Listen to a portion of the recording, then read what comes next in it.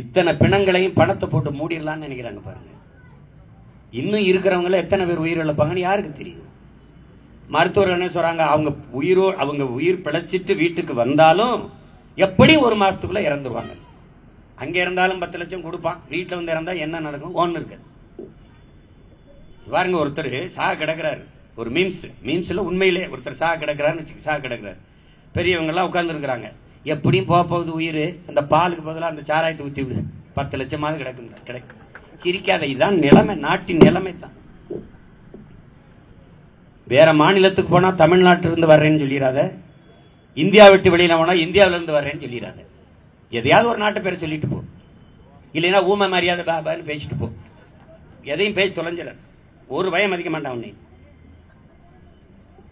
இவ்வளவு இழிவு, இவ்வளவு கேவலம், இவ்வளவு பின்னடைவு, இவ்வளவு வீழ்ச்சி, இவ்வளவு தாழ்ச்சி உனக்கு ஒண்ணு இல்ல.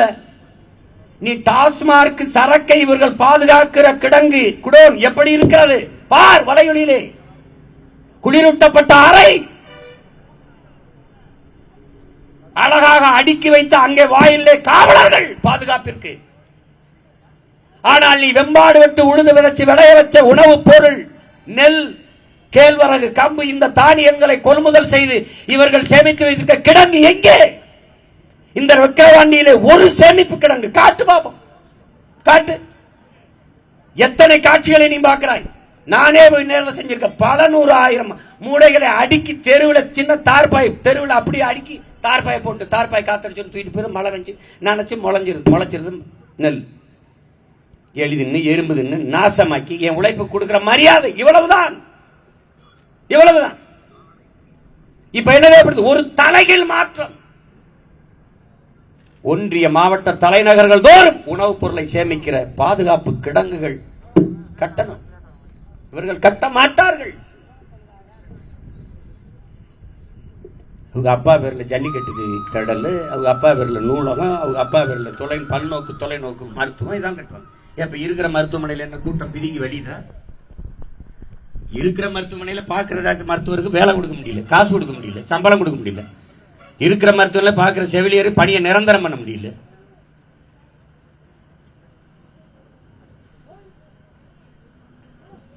எதை நோக்கி நகர்த்தி கொண்டு போறார்கள் என்று அறிவார்ந்த என் மக்கள் சிந்திச்சு பார்க்கணும். கண்ணை மூடிட்டு சும்மா உதயசூரியனுக்கே போடுறது,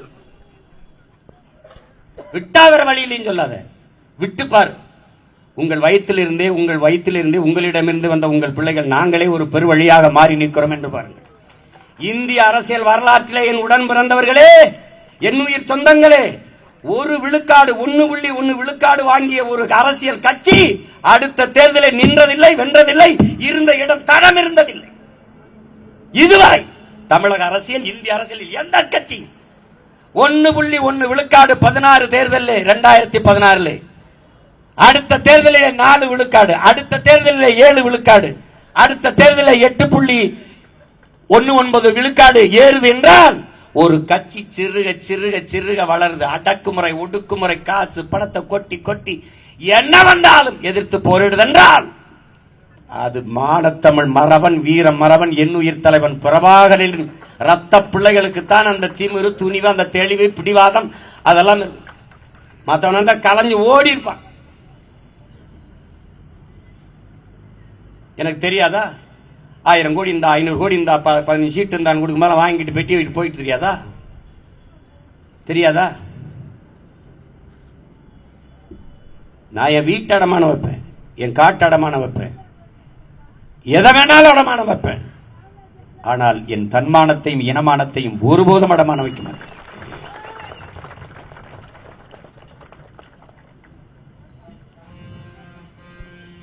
எந்த பிரச்சனையும் தங்க அபிநய சொல்ற மாதிரி என் தம்பி தங்கச்சி எல்லாம் பேசி எந்த பிரச்சனையும் தீர்த்திருக்கு? ஒரு பிரச்சனைக்கு முற்று வைத்திருக்கிறார்கள் என்றதாவது இருக்கா?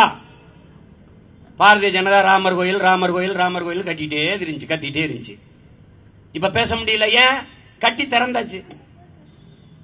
முற்று கட்டி முடிச்சிட்டாரா? இல்ல, முதல் தளத்தை கட்டி மேல செட்டா போட்டு மூடி திறந்துட்டாரு அவசரமா தேர்தலுக்கு. இப்ப என்ன ஆயிடுச்சு? மலையில ஒழுகுது ராமர் கோயில். சிரிக்காத, உண்மையிலே ஒழுகுது. உண்மையிலே ஒழுகுதுப்பா.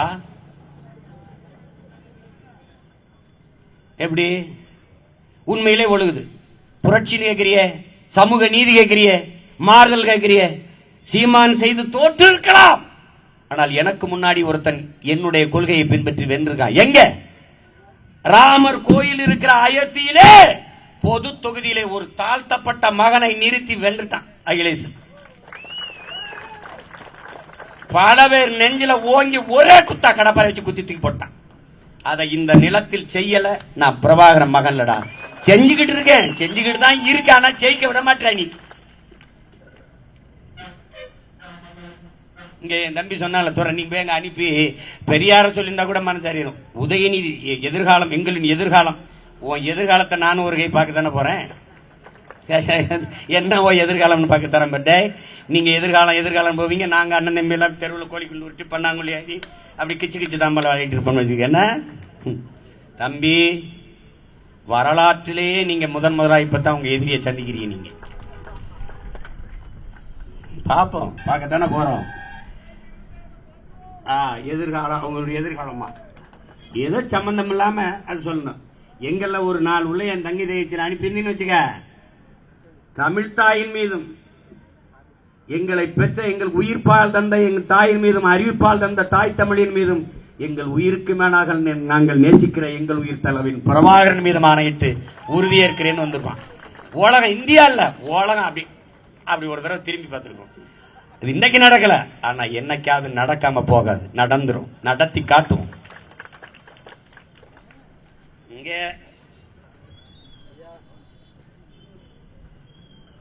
திராவிட அரசியல் என்பது என்ன?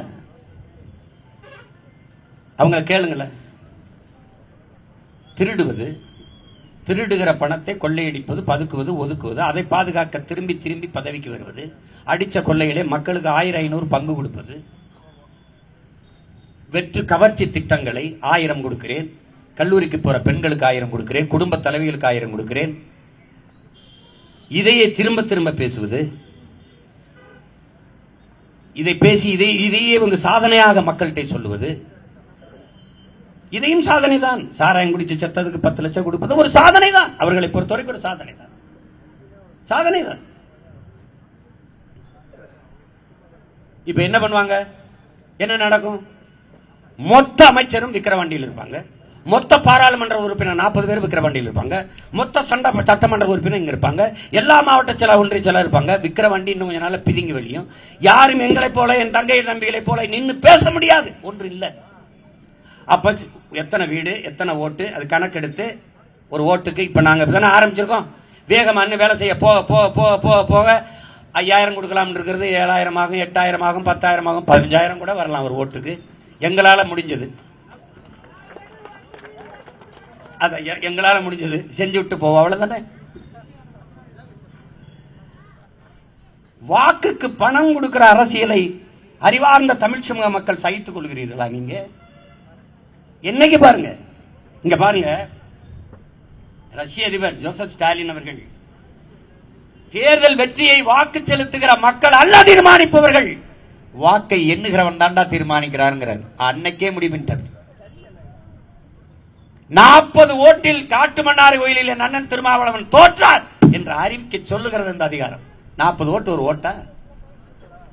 அதே 40 ஓட்டில் இந்த போது சபாநாயகர் இருக்கிற ஐயா அவர்கள், அப்பா அவர்கள் ராசிபுரத்தில் தோத்து போனார் என்று சொல்கிறார்கள். ராதாபுரத்தில் 40 ஓட்டு எல்லாம் ஒரு ஓட்டா?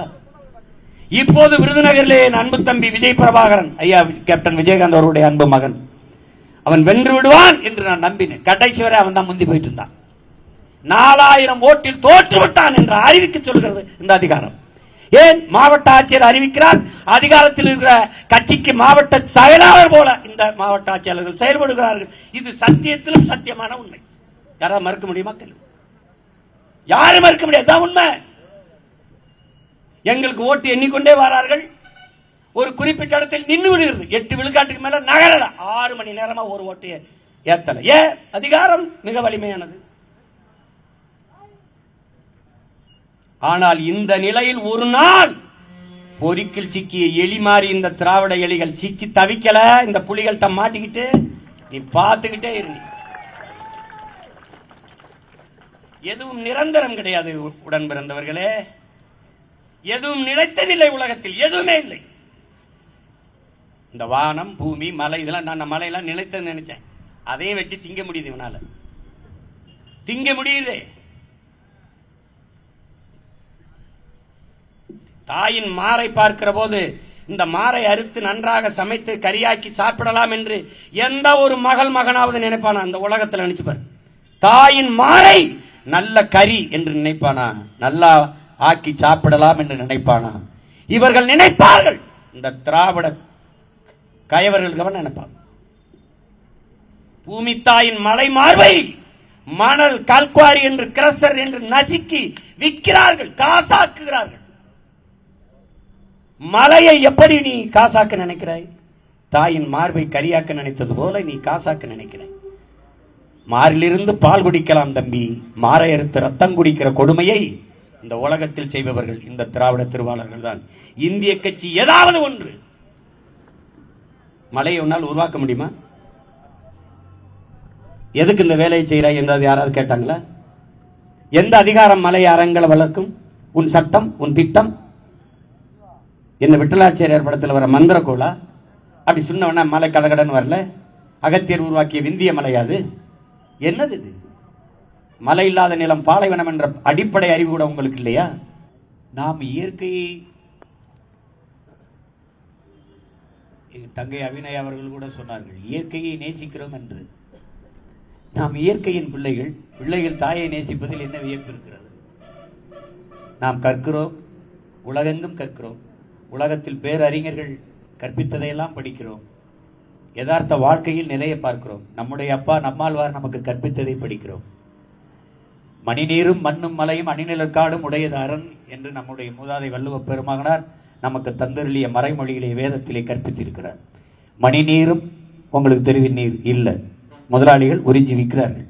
மண்ணும் இல்லை, மலை இல்லை. மணிநீரும் மண்ணும் மலையும் அணிநிலக்காடும் இல்லை. இது நாளையும் விற்பனை பண்டமாக மாற்றியவர்கள்ட்ட நீங்க அதிகாரத்தை திருப்பி திருப்பி கொடுத்து